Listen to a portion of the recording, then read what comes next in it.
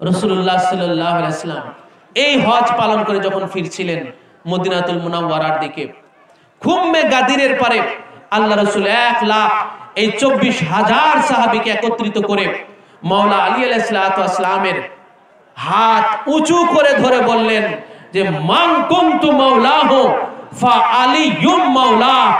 হে আমার অনুসারীরা, হে আমার উম্মতেরা, যারা আমাকে অনুসরণ করলে, যারা আমাকে মানলে, মুহাম্মাদুর রাসূলুল্লাহ, এই মুহাম্মদকে যারা রাসূলুল্লাহ বলে তোমরা যারা মানলে, আমার মৌলাইত্ব তোমরা যারা স্বীকার করলে, আমার অভিভাবকত্ব তোমরা যারা স্বীকার করলে, আমার অভিভাবকত্বের মধ্যে তোমরা যারা আসলে, আমার দায়িত্বের গণ্ডির মধ্যে তোমরা যারা শামিল হলে, আমার অনুসারী হলে, আমার অনুকরণ করলে, আমার উম্মতের মধ্যে তোমরা যারা উম্মতের খাতায় তোমরা যারা নাম লেখাইলা, জেনে রাখবা মান কুনতু মাওলাহু, আমাকে তোমরা নবী বলে স্বীকার করেছো বলে, আমাকে তোমরা রাসূল বলে স্বীকার করেছো বলে, আমার অনুসরণ করেছো বলে, আমার অনুকরণ করেছো বলে, আমাকে মেনেছো বলে, আমার অনুকরণ করেছো বলে, আমার উম্মত হয়েছো বলে আমি তোমাদের মাওলা হয়ে গেছি। সুবহানাল্লাহ,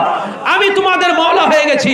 যখনই তোমরা আমাকে নবী বলে মানলে আমি তোমাদের মাওলা হয়ে গেলাম, আমাকে রাসূল বলে মানলে আমি তোমাদের মাওলা হয়ে গেলাম, আমার অনুসরণ করলে আমি তোমাদের মাওলা হয়ে গেলাম, আমার উম্মত তোমরা হলে আমি তোমাদের মাওলা হয়ে গেলাম। তো আমি যখন তোমাদের মাওলা হয়ে গেছি, আমি যার যার মাওলা হয়েছি, ফা আলিয়ুম মাওলা, আজ হতে এই আলী যার হাত উঁচু করে তোমাদের সামনে আমি তুলে ধরলাম, আজ হতে আমার ন্যায় আলীও তোমাদের মাওলা হয়ে গেল।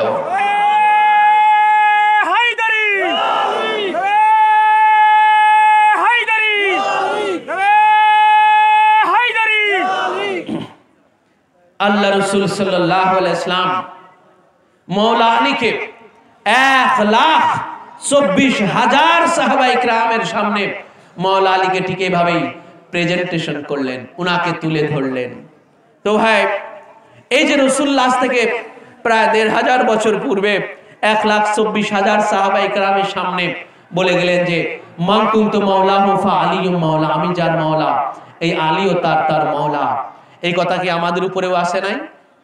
বলেন, এই কথা কি শুধু 1,24,000 সাহাবায়ে কিরাম পর্যন্তই, নাকি এর পরেও এই কথাটা থাকবে?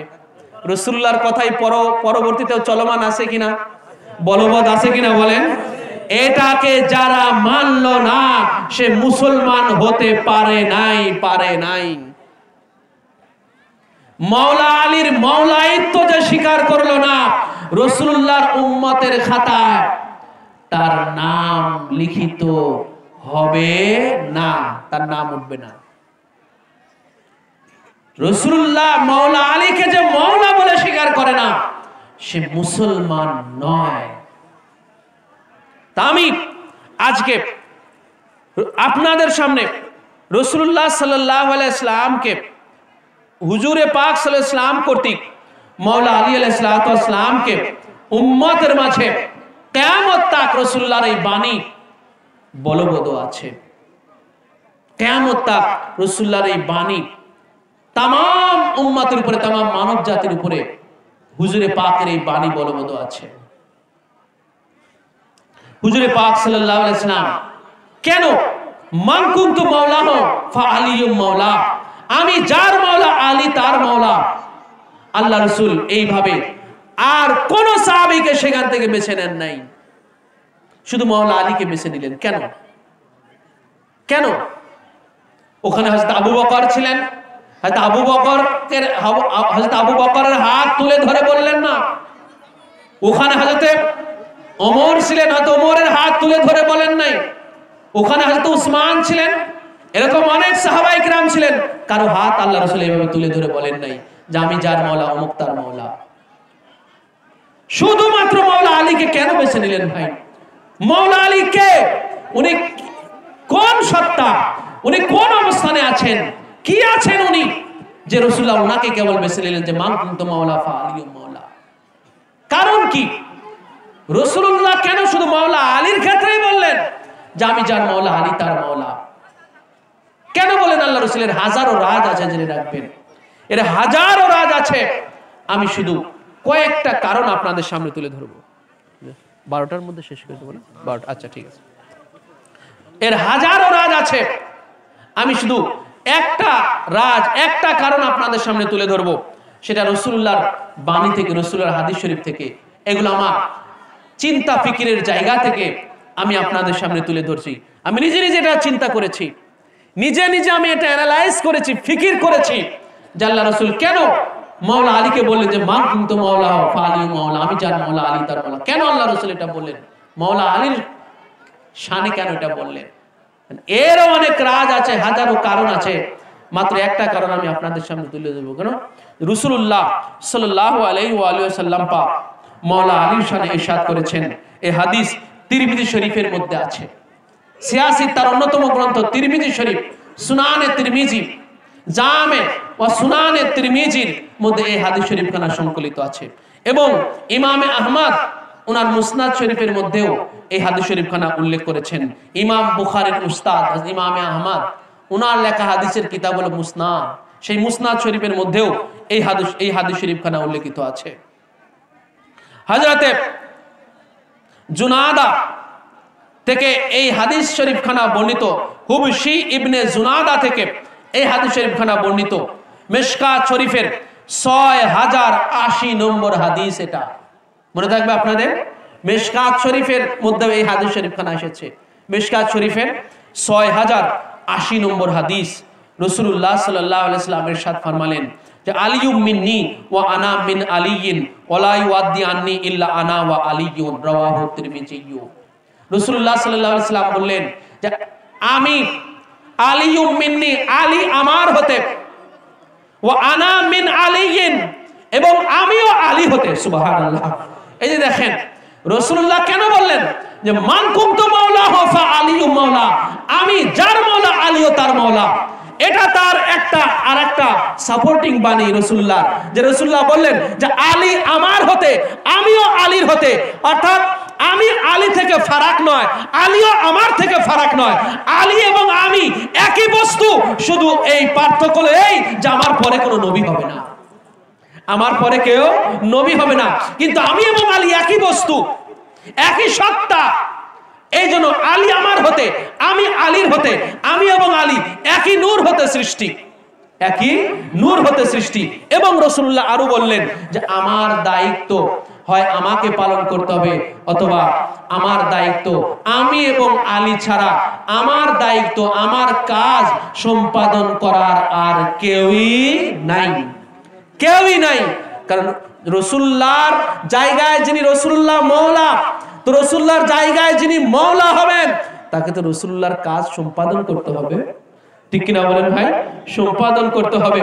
তো রাসূলুল্লাহ বলতেছেন, স্পষ্ট জানাইতেছেন ভাই, এটা রাসূলুল্লাহর ফয়সালা, এটা রাসূলুল্লাহর বাণী, এটা আমরা মেদিনীপুর দরবার শরীফের আলেমদের বানোয়াটি কোনো কথা নয়।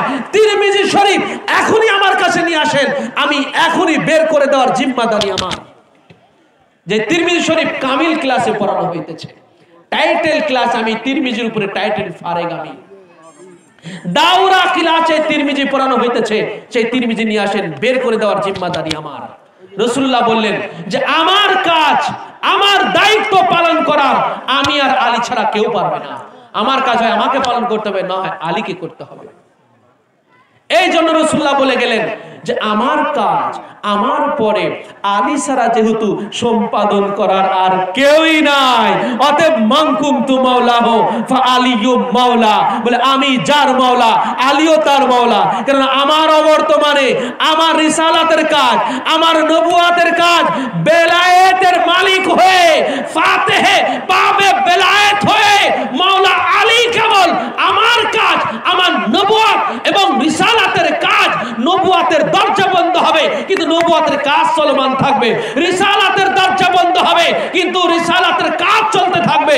এই জন্য রাসূলুল্লাহ বুঝাইতেছেন যে জেনে রেখো, নবুয়াত বন্ধ হবে, রিসালাত বন্ধ হবে, কিন্তু এই নবুয়াত এবং রিসালাতের কাজ চলমান থাকবে বেলায়েতের দায়িত্বে, বেলায়েতের দায়িত্বে।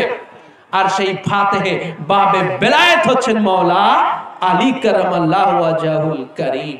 আমরা ভাই, আমরা